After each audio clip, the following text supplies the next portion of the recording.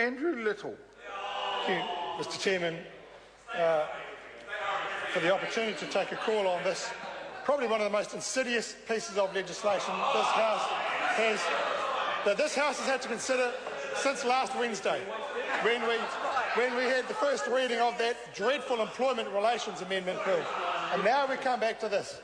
This is a time of electoral desperation for this government. Anything they can to divert and distract attention, they will do.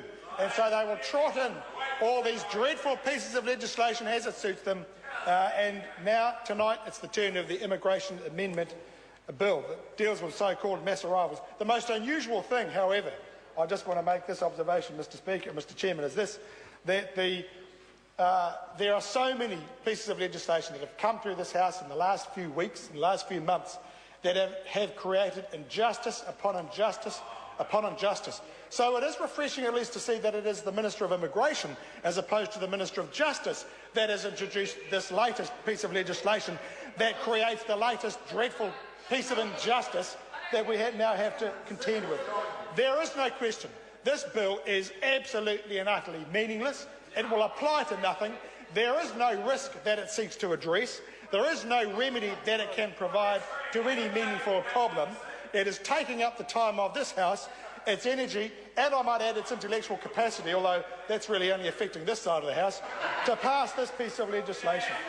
So if we had to give a proper name, and Mr Woodhouse looks at me quizzically, curiously, he is there, he's sitting there thinking intellectual capacity, but I'm an accountant, I've never heard of that before. And so, sir, a more suitable name for this piece of legislation would be, as my colleague Rajan Prasad suggested, the Immigration John Howard Reprise Bill, because this is a throwback to an age of political chicanery and duplicity and manipulation that we haven't seen for a long, long time.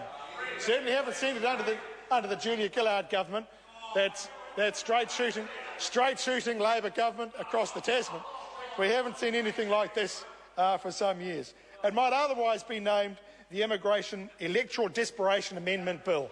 Whenever you're in trouble, when your coalition partners are floundering around and evaporating before you, what do? Create a distraction.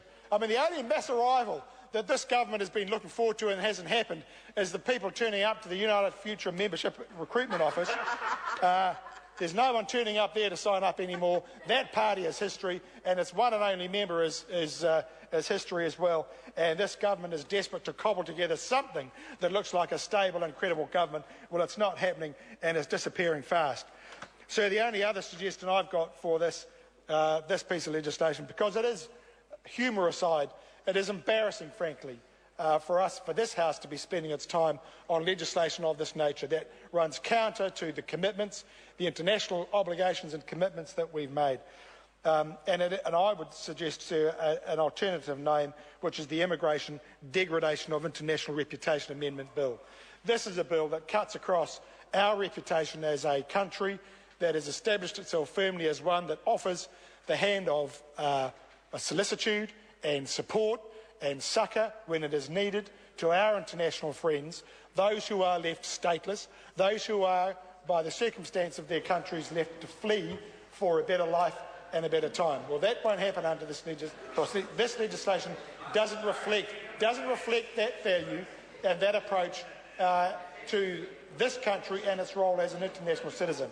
It's an embarrassment for it, and as politicians of this country travel the world over the next few months and years, they will be collared and asked, how on earth would a nasty, insidious piece of legislation get passed like that? And we will have to respond, it's because of a nasty, insidious government that put it through. Carol Beaumont. Very much